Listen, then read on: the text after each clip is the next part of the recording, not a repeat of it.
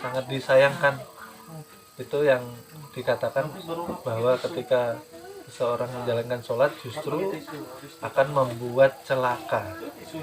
Artinya yaitu tadi sholat yang masih terbentur dengan keakuan, sholat yang tidak disertai dengan ilmu mengenal diri atau tidak dibekali dengan ketauhidan.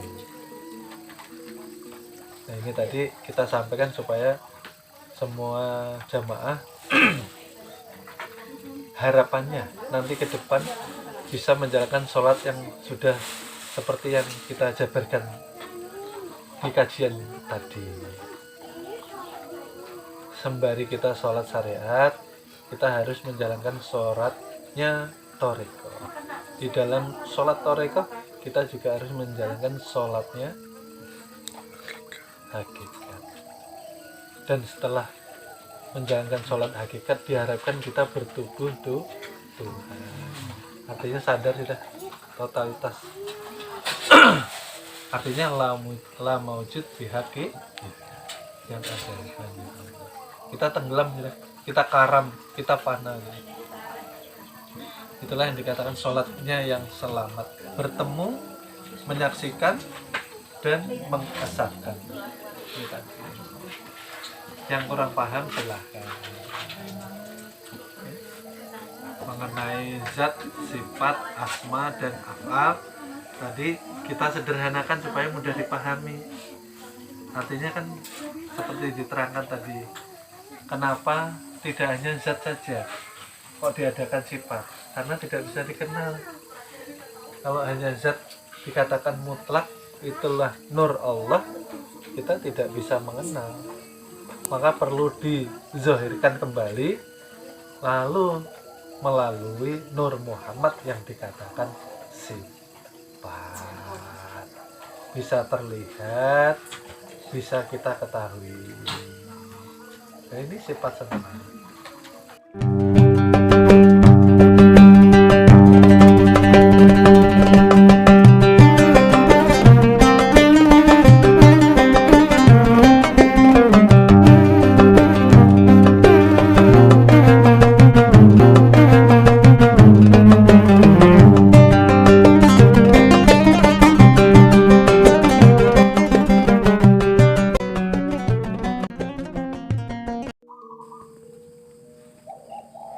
Assalamualaikum warahmatullahi wabarakatuh.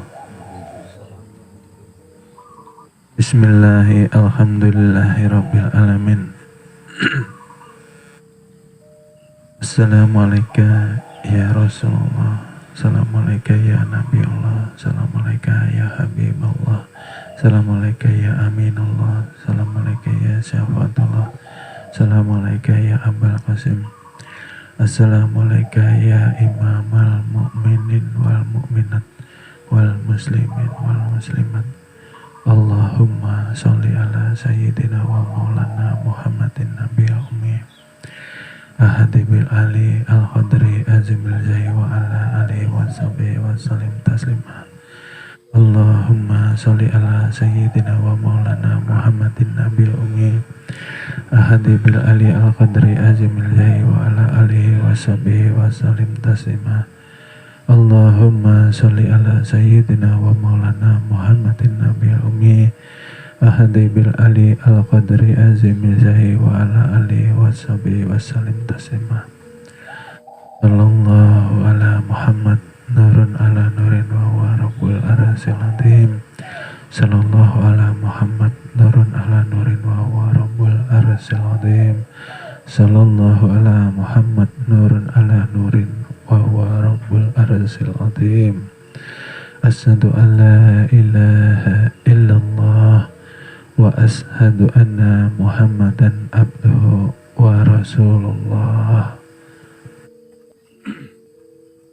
Alhamdulillah, terima kasih kami sampaikan atas kehadiran Bapak Ibu adik-adik yang dirahmati dan yang dimuliakannya Allah Subhanahu wa Ta'ala.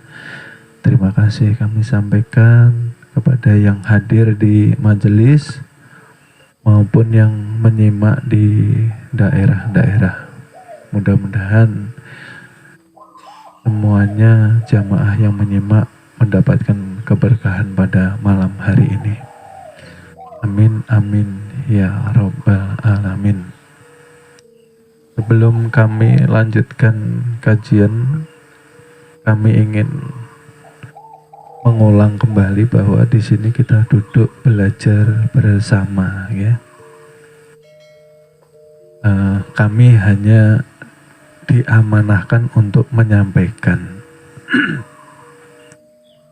Artinya kami tidak berani mengaku menjadi guru, ya. Karena telah kita ketahui bahwa hakikat guru yang sesungguhnya ialah junjungan Nabi besar kita, hakikat Nabi Muhammad Sallallahu Alaihi Wasallam. Dialah yang alim, ya. Kalau kita ini hanya sekedar menyampaikan, jadi kita belajar duduk bersama, ya. Dan saya pun juga masih belajar. Supaya apa? Kita menetapi sunnah yang dicintai Rasulullah ialah menghadiri salah satu taman surga, ya, majelis-majelis yang dimuliakannya Allah Subhanahu wa Ta'ala.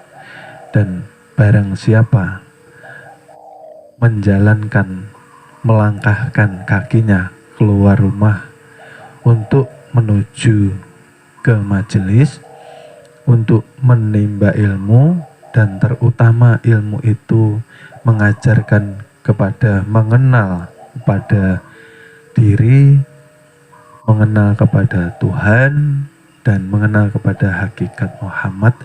Disitulah pintu menuju surganya Allah Subhanahu wa Ta'ala. Termasuk dikatakan jihad bi nafsi, ya.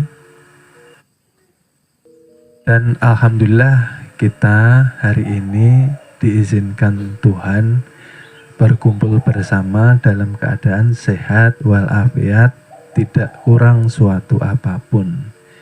Ini termasuk karunia nikmat yang luar biasa. Dan seharusnya lah kita mensyukurinya dengan cara memperbaiki kualitas ibadah, ya. Karena Sayyidina Ali mengatakan, barang siapa hari ini lebih baik dari hari kemarin, hari ini nih kita lebih baik dari hari kemarin. Ibadah kita, amal kebaikan kita, ya, hati kita, akhlak budi pekerti kita, artinya kita termasuk ke dalam golongan yang dikatakan beruntung, ya. Karena diridhoi Allah Subhanahu wa Ta'ala. Dan siapa yang dikatakan golongan yang merugi, dialah yang tidak mau belajar. Karena tanpa belajar ibadah tidak akan bisa dibaiki. Kekurangan di mana tidak akan mengetahui. Diterima atau tidak kita tidak mengetahui. Karena tanpa ilmu, disitulah dikatakan orang merugi. Karena tidak ada perbaikan diri, ya, dari hari kemarin, sama aja. Artinya merugikan waktunya sia-sia, tidak mau belajar. Dan siapakah yang dikatakan golongan yang celaka, ya? Ada juga ini yang ketiga. Katakan oleh Sayyidina Ali ialah yang celaka ialah mereka yang merosot amal ibadahnya. Jadi dari hari ke hari bukan makin baik atau bertahan, tapi justru makin merosot. Merosot apanya? Ibadahnya. Biasanya ibadahnya Senin, Kemis, ya ini tinggal Seninnya aja. Biasanya setiap Jumat, Jumatan kada berjumatan, ya. biasanya Senin Kemis, yang tadinya Senin sebulan sekali baru sholat. Nah, ini termasuk orang yang celaka. Orang yang tidak mau memperbaiki akhlaknya, budi pekertinya. Okay? Maka kita dikatakan ini umatnya junjungan Nabi yang akhlaknya dikatakan akhlakul karimah. Menjadi suri tauladan. Tapi di setiap hari kita tidak mau meneladani, artinya kita tidak mau merubah akhlak yang tidak baik sekalinya ada di dalam diri kita untuk mencontoh akhlaknya junjungan Nabi besar kita, Nabi Muhammad Sallallahu Alaihi Wasallam. Sekarang kan banyak ya orang diajari begendang, dang, kasihan. Ya, tujuannya untuk apa? Untuk mencintai Rasulullah. Iya, betul. Tapi pada fakta dan kenyataannya hanya berhenti kepada kegembiraan, terhibur hati. Setelah itu selesai. Setelah kita memuji-muji Rasulullah, ya, menyampaikan sholawat dan salam, tetapi sebatas di tenggorokan, hanya di lisan. Setelah itu kita tidak mencontoh akhlaknya junjungan Nabi besar kita. Bahabsian tuh kan tujuannya setelah bahabsi kita mengagungkan Nabi kita, artinya kita harus meneladani. Ya, seperti itu.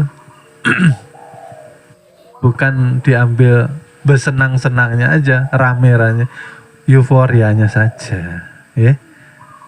Seperti itu. Nah, itulah dikatakan orang-orang yang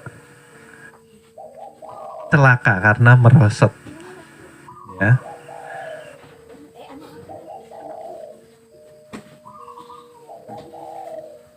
Dan malam ini telah kita termasuk di dalam golongan orang-orang yang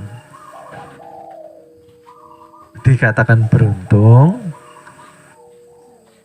Waalaikumsalam. Artinya kita harus bersyukur, terus istiqomah di dalam majelis, ya. Walaupun tidak bisa hadir, bisa istiqomah mengikuti kajian lewat online sudah disediakan, ya. Jadi bagaimana kira-kira bulan Muharram ini ada peningkatan atau standby atau merosot kira-kira? Bulan Muharram ini kira-kira. Nah, apa dari segi sholat kita sudah lebih baik, ya, atau dari akhlak kita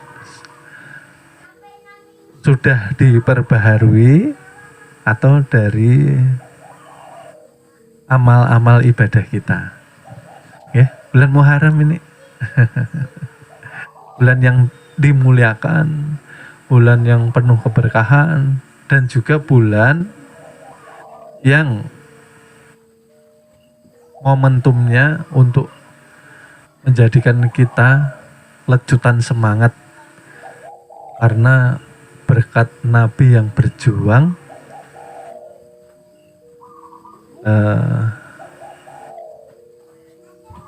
sampai hijrah, kemudian kita bisa menemui Islam rahmatan lil alamin dengan selamat. Dulu perjuangan akidah kan sampai taruhannya nyawa, ya, taruhannya nyawa untuk mempertahankan, dan mereka berani. Kalau zaman sekarang kebanyakan taruhannya ekonomi. Ekonomi goyang, akidahnya juga goyang juga. Nah, jangan kalah dengan para pendahulu kita. Zaman Nabi, zaman sahabat, ya. Zaman kita jangan kalah. Jangan hanya karena masalah ekonomi akidah kita berantakan, ya. Jadi harus mempunyai kekuatan. Malam ini kita akan mengulas kembali, ya. Mohon maaf, akan kami lanjut ke episode berikutnya. Terima kasih.